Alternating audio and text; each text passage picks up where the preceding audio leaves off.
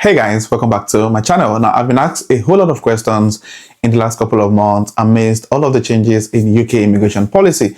Now, one of the questions that's come constantly is the fact that the salary threshold requirements for getting your indefinite leave to remain, will these also change? There have been so many people raising concern about for example, when you got your skilled worker visa, you got it when you were earning 30,000. And let's say what happens after 5 years, you're still earning within the range of 30,000. And the salary threshold requirements starting from 22nd of July is expected to increase to 41,700. So the question has always been, if I got a visa with a 30,000 salary, 2 years ago, and 5 years later, I'm applying for ILR, will the new salary threshold requirements be put into effect for me to be qualified or eligible to apply for indefinite leave to remain?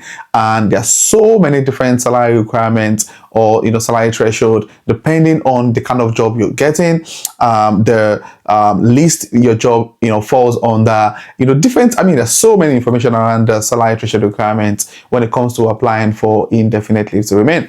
And that's what I'll be sharing with you in this video. So if you're in a skilled worker visa, planning to get your ILR anytime soon, and you want to have a good understanding of the salary threshold requirements that makes you eligible or qualified for your indefinite leave to remain here in the UK, you sure do want to stick to this video to the end. And if you're coming across my channel for the first time, do well to hit on the subscribe button to join the amazing growing family. On this channel, I share everything UK immigration policies, transition into tech, and personal finance. You might want to join the amazing growing family. And my returning subscribers, thank you guys for being here. I really do appreciate you guys. So without further ado, let's get right into the video.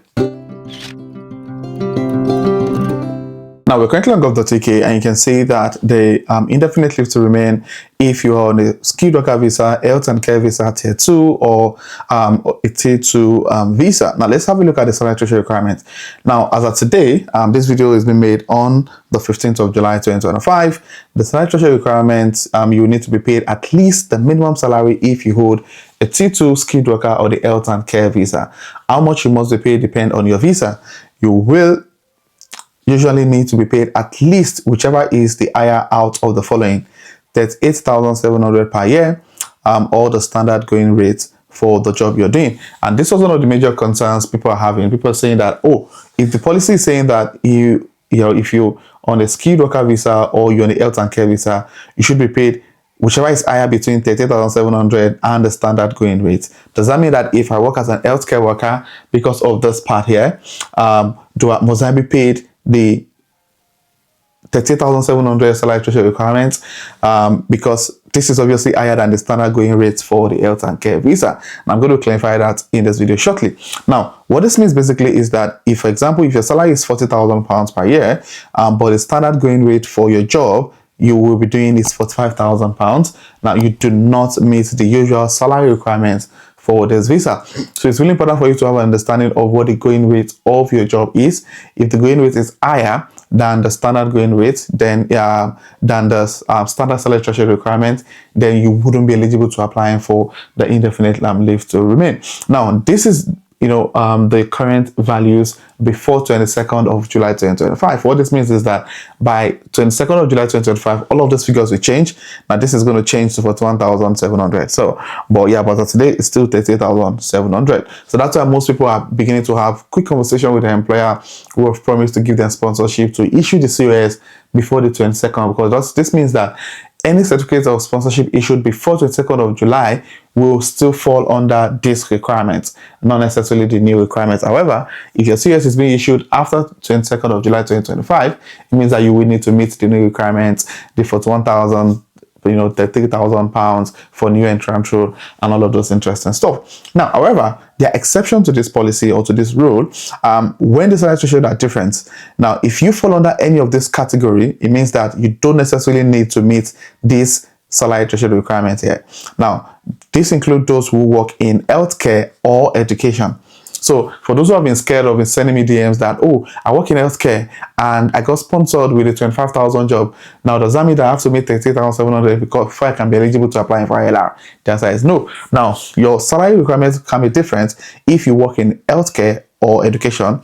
Also, if your job is on the immigration salary list. Now, this still works if your current COS issued was before 22nd of July 2025.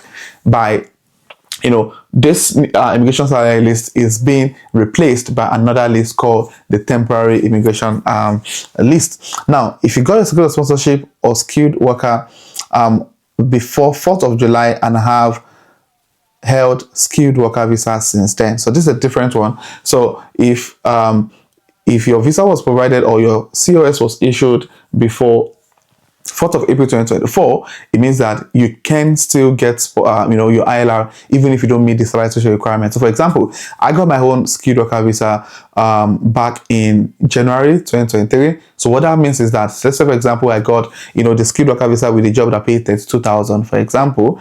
What that means basically is that any new changes, like the current 30,700, the new 41,700, I do not necessarily need to meet those requirements before I can renew my visa or before I can apply for indefinite leave to remain. So the policies doesn't impact anyone that get a COS. I think my COS was issued November 2022. So it means that I'm not in any way related or need to necessarily meet any of these requirements that is being shown on the screen. And also, if you have an international sports person, T2 sports person or tier 2 sports person visa, if you also have a T2 minister of religion or tier 2 minister of religion visa, so these are the different categories of people that don't necessarily need to meet the 38,700 salary threshold requirements. However, if you work in health care or education, now there are different salary rules if you work in some health care or education jobs where the going rate is based on national pay scale.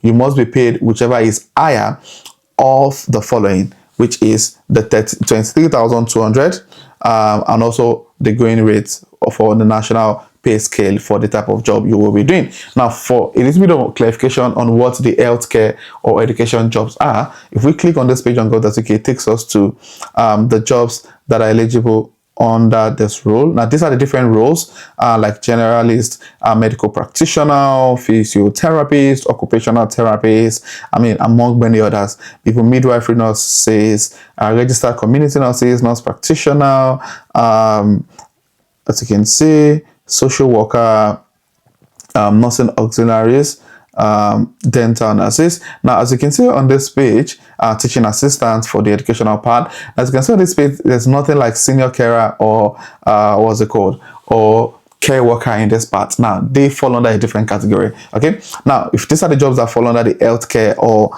education jobs, so it means that you need to be paid 23,000, which has increased to 25,000 now. Or the going rate, whichever that is higher on both ends. Now, check your going rate in the table of national scale for either eligible healthcare jobs list of NHS band and area within the UK, and also eligible teaching roles. Now, if you check the eligible healthcare jobs, it just shows you how much each band within the NHS is being paid. Now, as you can see, these are the jobs that falls under the healthcare occupation. Now, as you can see, now we have the nursing auxiliaries and nursing assistants. This is absolutely different from the social the care worker and the senior care worker role. They have a different requirement entirely. So these are the job roles that falls under that. For those who are looking at going to the education route, the teaching and education jobs, if you click on that, you get to see how much school teachers are being paid. And these are the going rates basically within London, outside London, in Wales. It's quite interesting to see how Scotland get paid far more than England, and even those that live within the London area. Anyway, so for qualified teachers, you see how much they're being paid in Scotland, in England, within or outside London. So you can have a look at the going rate for each of those jobs. So you can see the going rate for all of those jobs, whichever is higher, compared to the £23,200. That's how much you must be earning before you can be able to apply for your indefinite leave to remain. Now, if your job in healthcare has different salary threshold requirements. Now, if you're on the health and care worker visa and your job is one of the occupation code with different salary requirements, you must be paid whichever is higher out of the following. So it's either you get paid 29,000 or you get paid 23,200, which is changed to 25,000 now. If your job is under the immigration salary list or the lower going rates for the type of job you will be doing. So let's say, for example, if you go to check out some of those jobs that falls under this code. So for example, if you get a job as a care worker, a social care worker, dispensing optician, physical scientist, laboratory technicians, and all of that. Now, you must be paid at least 29,000 for you to get, get sponsored on any of these job roles, or the lower going rate, basically. Like I said, also there are also exemptions, and this is where the new entrant rule comes into the picture. And if your job is under the immigration salary list, so the healthcare worker fall under the immigration salary list, so you don't need to be paid at least 29,000 as stated here. You can be paid at least 25,000 or the going rate for your job. So you can check out the immigration salary list. Like I said, that list is being replaced by the temporary salary list based on the new policy announced on the 1st of July 2025. So there's so many other things here that you probably want to check out just to get a good idea.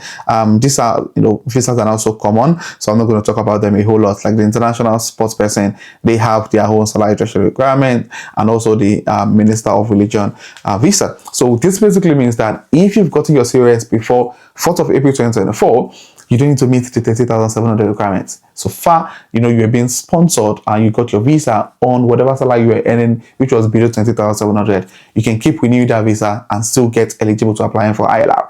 And if you got your visa, your COS after 4th of April 2025, but before 22nd of July 2025, all you need to meet is the current requirement, which is the 30,700, and whatever changes that has been made on other job roles. However, if your COS is being issued after 22nd of July 2025, what that means basically is that you will need to meet with all of the requirements of 41,700 for standard salary threshold requirements, and other changes that has been made across different job roles, the new entrant rule, and all of that. So if you're still not clear or still uncertain on what exactly you're going to do, you can jump on a one-to-one session with me, or put a question in the comment section and get as much help as possible to make sure that you're making decisions, you're taking steps based on a proper informed decision. So if you have any questions, still those questions in the comment section. And if you're coming across my channel for the first time, do also hit on the subscribe button to join the amazing growing family. I share everything UK immigration, transition into tech, and personal finance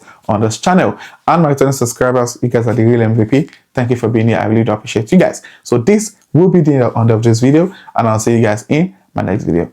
Thank you.